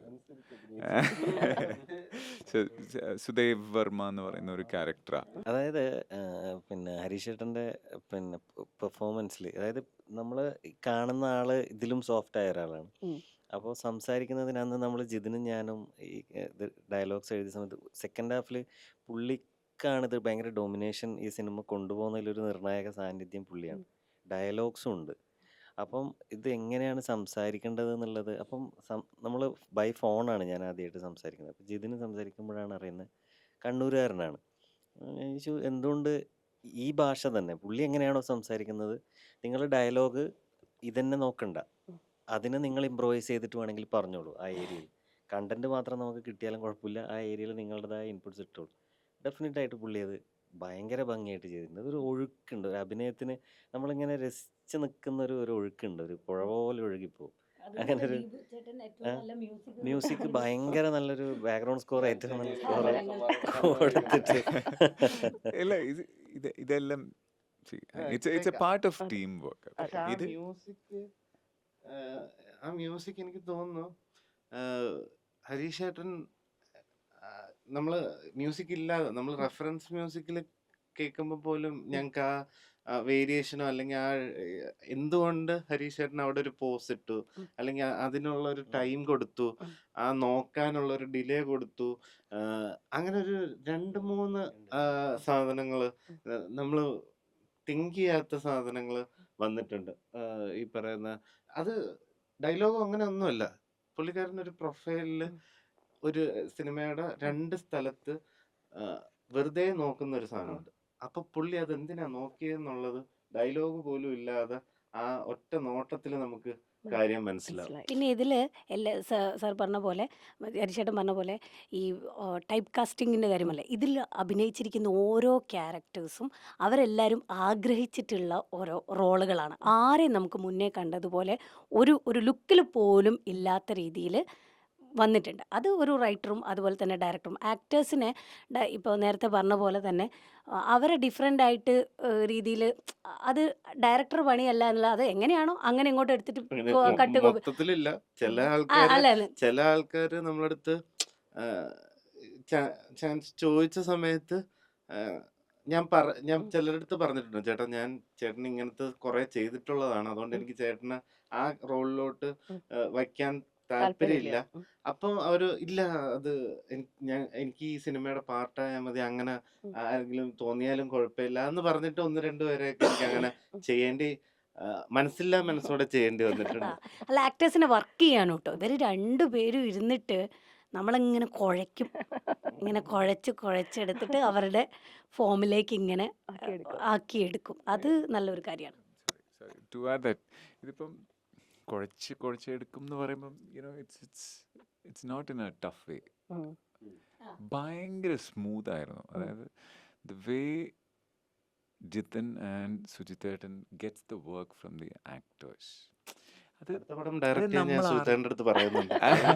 അത് പൊതുവെ ബഹളക്കാരായിട്ടുള്ള ആൾക്കാരല്ല, ആൾക്കാരോട് മോശമായിട്ട് സംസാരിക്കുകയോ ചൂടാവുകയോ ഒന്നും ചെയ്യുന്ന ആൾക്കാരല്ല. അത് കാരണം കൊണ്ട് ഇവരുടെ ഇന്റൻഷൻ ഭയങ്കര പ്യുവർ ആണെന്ന് ഇവരുടെ സംസാരത്തിൽ തന്നെ നമുക്ക് മനസ്സിലാവും. അപ്പൊ നമുക്ക് എന്തോരം പണിയെടുക്കാനും അതുകൊണ്ട് കുഴപ്പമുണ്ടാവും. അത് ഭയങ്കര സ്മൂത്ത് ആയിരുന്നു. And it's very easy. And C, as actors നമുക്ക് എന്താണ് വേണ്ടത്? Okay, we should there should be something, some kind of a magic on screen. അതിന് ഇവര് ഹെൽപ്പ് ചെയ്യുന്നു എന്ന് പറയാം, അതിനെക്കാട്ടിലും വേറൊരു സാധനമില്ല അല്ലേ? തുടങ്ങിയതല്ല, ഒരു മിനിറ്റ്. ഇപ്പൊ നമുക്ക് ആർക്കും ആ പരസ്പരം ആ വർഷങ്ങളുടെ പരിചയമുള്ളതുകൊണ്ട് ഒരു ഈഗോയും ഫീൽ ചെയ്യില്ല. മൈക്കിൽ കൂടെ ആണെങ്കിൽ സുരഭി ഒരു 9 ഘട്ടം കുറച്ചോ, അവിടെ നാട്ടുകാർ മുഴുവൻ കേട്ടാലും ആ ശരി കുറച്ചേക്കാം എന്ന് നമുക്ക് പറയാനുള്ളതും ആര് കേട്ടാലും നമുക്ക് കുഴപ്പമില്ല. ഇതൊന്നും അവിടെ ഉള്ള 150 പേര് കേൾക്കുമായിരിക്കും. സ്ക്രീനിൽ വരുമ്പോൾ വേറെ ആയിരിക്കും. അപ്പം നമുക്ക് ആ ഒരു ഈഗോ ഇല്ല. ഉം. അപ്പം ആരോട് പറയുകയാണെന്നുണ്ടെങ്കിലും ഒരു 2 കേട്ട് ഇട്ടോ മൈക്കിൽ വിളിച്ച് പറഞ്ഞാലും കുഴപ്പമില്ല. ചില കാര്യങ്ങൾ നമ്മൾ നേരിട്ട് ഇത് സുഹിത്തേട്ടനൊക്കെ ആണെന്നുണ്ടെങ്കിൽ നമുക്ക് കേൾക്കണം. എന്താ സുഹിത്തേട്ടാ? അതായത് ഇങ്ങനെ അങ്ങനെ ഇങ്ങനെ ഇങ്ങനെ ഒരു ഉറുമ്പ് ഇങ്ങനെ പോയി പോയി പോയി വന്ന് ഒരൊറ്റ കടിയാ. അല്ല ഇപ്പൊ ബേസിക്കലി എനിക്ക് അങ്ങനെ ഷോർട്ട് ഫിലിമോ അങ്ങനെ ഒന്നും ഡയറക്റ്റ് ചെയ്ത് എനിക്ക് പരിചയമില്ല. ഇതെല്ലാം ഞാൻ ഇതിന്നാണ് ഞാൻ പഠിക്കുന്നത്. എങ്ങനെ ഒരു ആർട്ടിസ്റ്റിനെ പെർഫോം ചെയ്യിക്കണമെന്നും. നമ്മുടെ തലയിൽ ഒരു സിനിമയുണ്ട്. അതെ. ആ എന്താണോ ഞാൻ തലയിൽ കണ്ട വിഷ്വല് അത് ഷൂട്ട് ചെയ്യുക എന്നുള്ളത് മാത്രമായിരുന്നു ഉം. എൻ്റെ ഒരു മെയിൻ ടാസ്ക്. ഇപ്പൊ കൃതിയുടേതാണെങ്കിൽ അതെ. പോലും നമ്മൾ പുറത്തുനിന്ന് ഒരാൾ വരുമ്പോഴത്തേക്ക് എങ്ങനെ അവരെ നമ്മൾ, കാരണം നമ്മൾ തന്നെ പല സിനിമകൾ കാണുമ്പോഴും പുറത്തുനിന്ന് വന്നവർ ചെയ്തിട്ട് അയ്യോ അത് നമുക്ക് ഒരു നെറ്റി ചൊളിക്കുന്ന രീതിയിലോട്ട് നമ്മൾ തന്നെ ക്രിട്ടിസൈസ് ചെയ്തിട്ടുണ്ട്. അതെ. ഓപ്പൺലി അല്ലെങ്കിൽ പോലും നമുക്ക് തന്നെ തോന്നിയിട്ടുണ്ട്. അപ്പൊ എൻ്റെ ചലഞ്ച് എന്ന് പറയുന്നത് നാളെ എൻ്റെ സിനിമ കാണുമ്പോഴും വേറൊരാൾക്ക് ആ രീതിയിൽ ഒരു ആ, ഒരു ഫീല് അതെ. തോന്നരുത് എന്നുള്ളത് കിട്ടാൻ വേണ്ടിയാണ് നമ്മൾ അങ്ങനെ ഉം. പോലും ട്രീറ്റ് ചെയ്തത്. അതില് എനിക്ക് തോന്നുന്നു കൃതിയുടെ ഇതില് അതെ.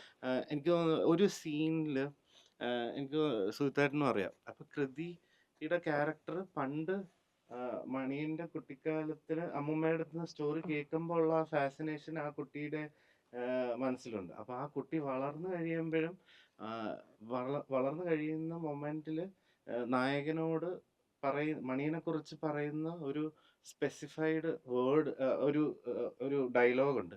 അപ്പൊ എനിക്കത് എൻ്റെ മനസ്സിലൊരു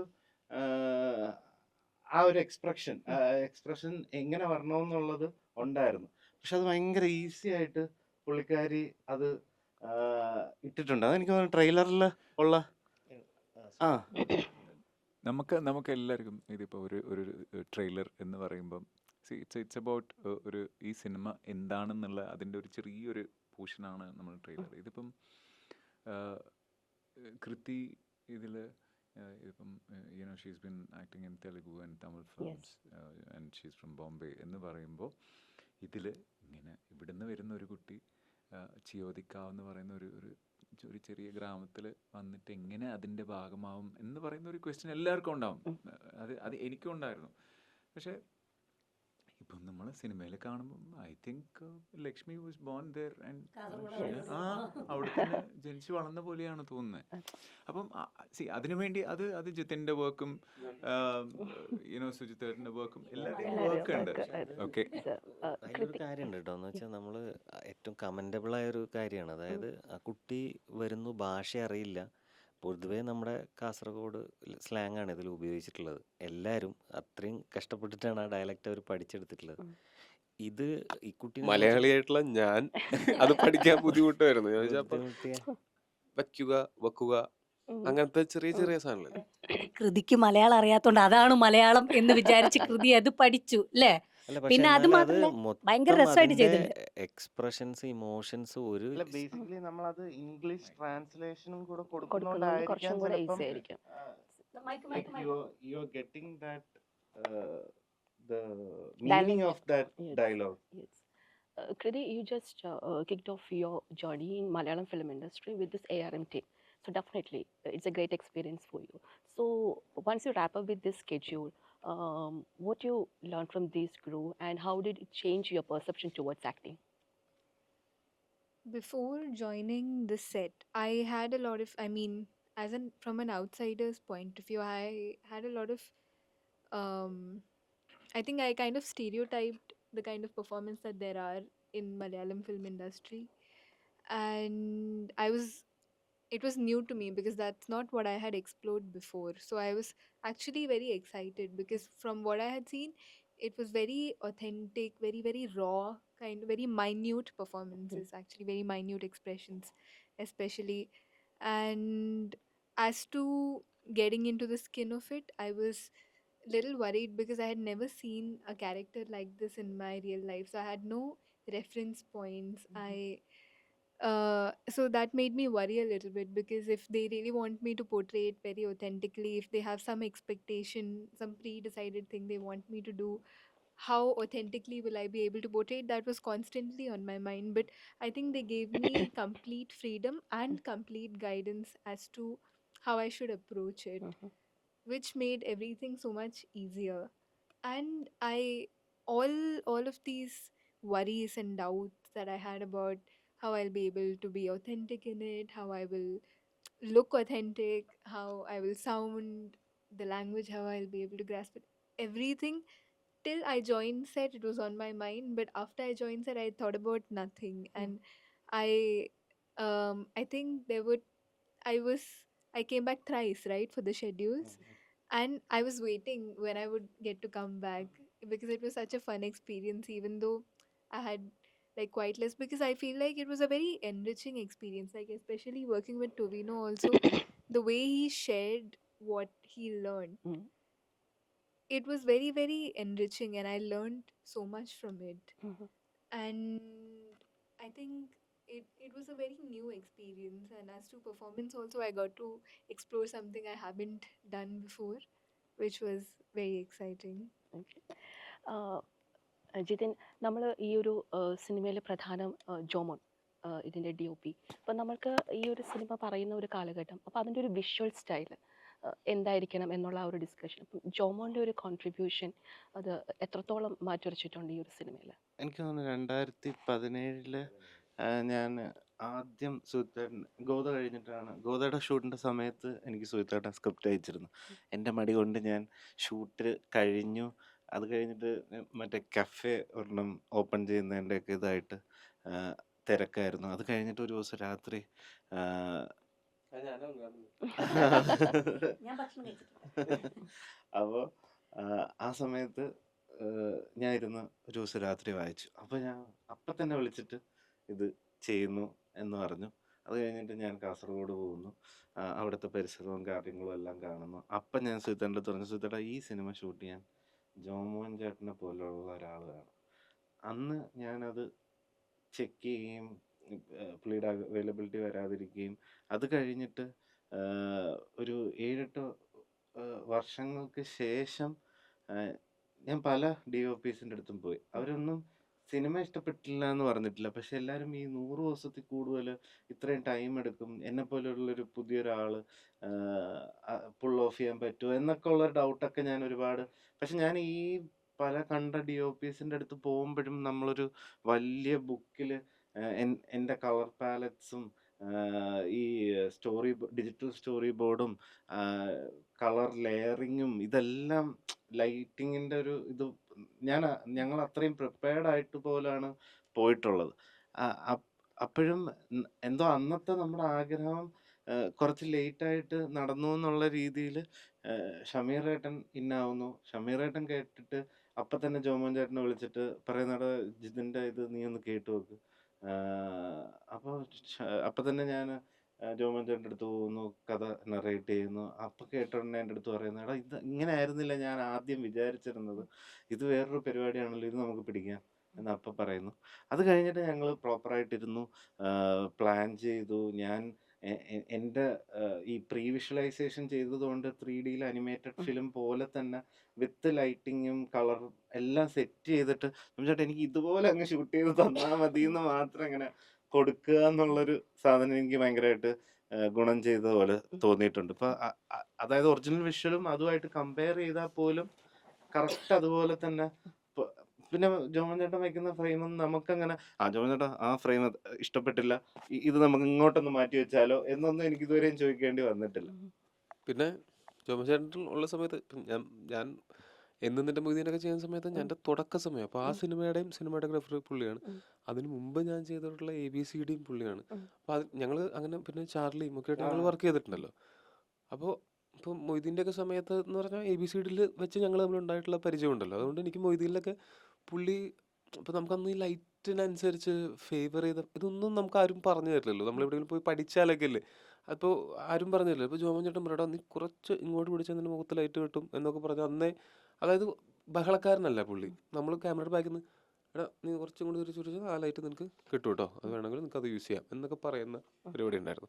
ഈ സിനിമയുടെ ഇതിൽ വന്നപ്പോഴാണെങ്കിലും നമ്മൾ ഒരു പെർഫോമൻസ് ആണെങ്കിൽ പോലും നമ്മൾ ചെയ്തിട്ട് നമുക്ക് രണ്ടുപേർക്കും ആ ഓക്കേടാ അത് കയറി പോക്കോളും എന്നിട്ട് നമ്മൾ ജോമൻ ചേട്ടനെ നോക്കുമ്പോൾ ജോമൻ ചേട്ടൻ ചിലപ്പം ഇങ്ങനെ നിന്നാ വൺ മോർ വൺ മോർ എന്നുവെച്ചാൽ നമുക്ക് ഒരു വാലിഡേഷന് വേണ്ടിയിട്ട് നോക്കാവുന്ന അങ്ങനത്തെ സെൻസ് ഉള്ള ഒരാളാണ് അദ്ദേഹം. പിന്നെ ഒരു ഇതും കൂടെ പറയുള്ള ഫോക്കസ് പുള്ളർ ആ. അത് കാരണം വെച്ചിട്ടുണ്ടെങ്കിൽ ജോമോൻ ചേട്ടൻ എല്ലാം ഇത് കറക്റ്റ് ആയാലും അവരെന്തെങ്കിലും ഒന്ന് ഇതായി കഴിഞ്ഞാൽ പിന്നെ അനീഷേട്ടൻ അസോസിയേറ്റ് അനീഷേട്ടനെയൊക്കെ ഞങ്ങൾക്ക് മൊയ്തീനിലും ABCDയിലും ഒക്കെ അറിയുന്നതാണ്. അപ്പം നമ്മളുടെ ഒരു പരസഹായി പുള്ളിയാണ്. ഇപ്പം ജോമോൻ ചേട്ടൻ ബാക്കിയുള്ള തിരക്കിലൊക്കെ ആണെങ്കിൽ അല്ല മണിയന്റെ ബേസിക്കലി മുടി കൊണ്ടും മൂക്ക് മറിയുന്നു പറഞ്ഞിട്ട് നമുക്ക് ഈ ഒരു ചില സിനിമകൾ രസമാണ്. ഞാൻ ഇപ്പൊ എനിക്ക് തോന്നുന്നു ജോമൻ ചേട്ടൻ ചിലപ്പം ഉം. എനിക്ക് തോന്നിയിട്ടുള്ളതാണ് ഭയങ്കര ഒരു മെക്കാനിക്കലായിട്ടായിരിക്കാം ചിലപ്പം ബോളിവുഡില് അതിൻ്റെ അടുത്ത് സംസാരിക്കും. മീൻസ് ഇവർക്കൊക്കെ ഇങ്ങനെ സ്റ്റുഡിയോയിൽ വർക്ക് ചെയ്യുന്നതും പുറത്തിറങ്ങി ഇതിങ്ങനെ വർക്ക് ചെയ്യുന്നതുമായിട്ട് ഭയങ്കര ഡിഫറൻസ് ഉണ്ട്. അപ്പൊ ജോമൻ ചേട്ടൻ ലൈറ്റ് ചെയ്യാൻ എടുക്കുന്ന സമയവും പുള്ളി അതിൽ ഇൻവോൾവ് ചെയ്യുന്ന രീതി കാണുമ്പം അതിൽ ഔട്ടിൽ നമുക്കത് കിട്ടും. ഇപ്പൊ നമ്മള് തമാശക്ക് പോലും ഉള്ള ഇൻസിഡന്റ് എന്ന് പറഞ്ഞു കഴിഞ്ഞാൽ ബേസിലായിട്ടുമായിട്ടുള്ള ഇതെന്ന് പറഞ്ഞു കഴിഞ്ഞാൽ കൃതിക്ക് മറ്റേ ഏത് ലൈറ്റിങ് അലുവ പോലുള്ള അലുവ പോലുള്ള ലൈറ്റിങ് കുറെ നേരം എടുത്തിട്ട് ബേസിലേട്ടനൊക്കെ ലൈറ്റ് ചെയ്യുമ്പോഴത്തേക്ക് ഒരു ബൾബ് ബേസിലേട്ടൻ ഒരു ബൾബ് അല്ലല്ല ബേസിലേട്ടന് ഇത് ചെയ്യുന്നതെന്ന് പറഞ്ഞാൽ ഈ ബേക്കറിയിലൊക്കെ മറ്റേ കണ്ണാടി കൂടിനകത്ത് ലൈറ്റ് ഇട്ട് വെക്കുമല്ലോ, അത്രേ ലൈറ്റിങ് കൊടുക്കുള്ളൂ എന്നാണ് ബേസിലേട്ടന്റെ പരാതി.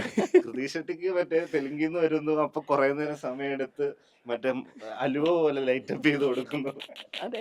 എന്നിട്ട് ഞാൻ ഇടയ്ക്ക് ബേസിൽ അലുവയുടെ ഫോട്ടോ ഒക്കെ എടുത്ത് അയച്ചു കൊടുക്കും, ജോമൻ ചേട്ടൻ ലൈറ്റ് ചെയ്താന്നൊക്കെ പറഞ്ഞിട്ട്.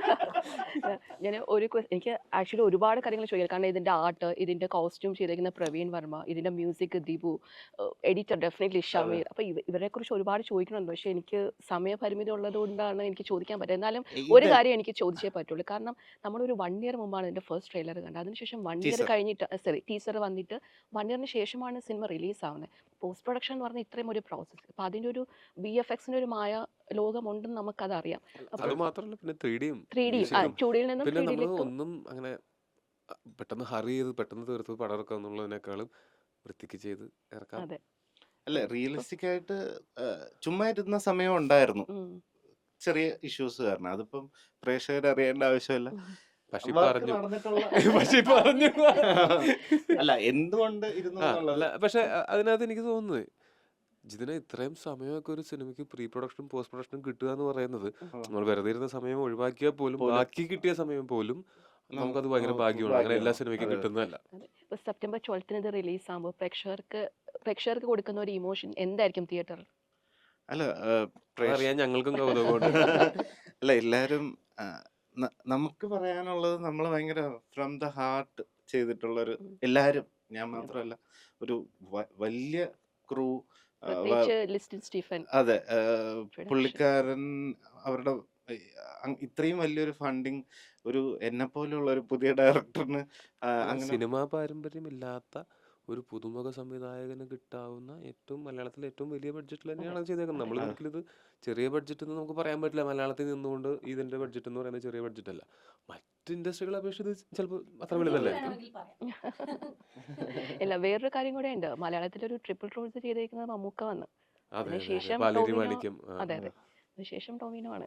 അങ്ങനെയൊക്കെ നിങ്ങൾ പറയില്ലേ, വെറുതെ എന്താ പറയാ, വെറുതെ ആൾക്കാരെ ഓർമ്മിപ്പിക്കല്ലേ അത്. വെറുതെ കമ്പാരിസൺ വന്ന് വെറുതെ എന്നെ എടുത്ത് കൊടുക്കും. അത് അല്ല ഞാൻ പറഞ്ഞത്. ഞാനും ആദ്യം കേട്ടപ്പോൾ പറഞ്ഞത് ഇത് 3 റോളെന്നൊക്കെ പറഞ്ഞ കമൽഹാസൻ, മമ്മൂക്ക അങ്ങനെയുള്ള ആൾക്കാരൊക്കെ ചെയ്യുന്ന പരിപാടിയാണ് ഇത്. ഞാനത് ഇങ്ങനെയായിരുന്നു എൻ്റെയും. പക്ഷെ ഇത് നമ്മളും പഠിക്കണ്ടേ. അതെ.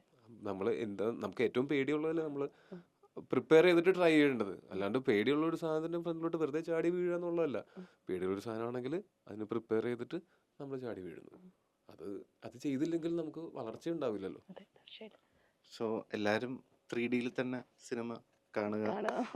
അത് എല്ലാതരം ഓഡിയൻസിനെയും എന്റർടൈൻ ചെയ്യിക്കുന്ന ഒരു പടമായിരിക്കും. നമ്മളെപ്പോഴും പറയുന്ന പോലെ അതിൻ്റെ അല്ലെങ്കിൽ സിനിമ കണ്ടുകൊണ്ടിരിക്കുമ്പോൾ ഇത് അങ്ങനെ ആയിരിക്കും ഇങ്ങനെ ആയിരിക്കും എന്നൊന്നും ചിന്തിക്കാൻ പോവാതെ അങ്ങനെ കേൾക്കാത്ത കഥയൊന്നുമല്ല, കേട്ടിട്ടുള്ള കഥകളൊക്കെ തന്നെയാണ്. പക്ഷെ അതിനെ വേറൊരു രീതിയിലാണ് നമ്മളത് പ്രസന്റ് ചെയ്തേക്കുന്നത്. അത് എല്ലാവർക്കും ഇഷ്ടപ്പെടും. ഇനി ബാക്കിയെല്ലാം പ്രേക്ഷകരാണ് പറയേണ്ടത്. എല്ലാവരും 3D തന്നെ കാണണം. തീർച്ചയായിട്ടും എല്ലാവിധ വിജയഭാവങ്ങളും നേരുന്നു. Thank you thank you so thank you much so for much. Thank U.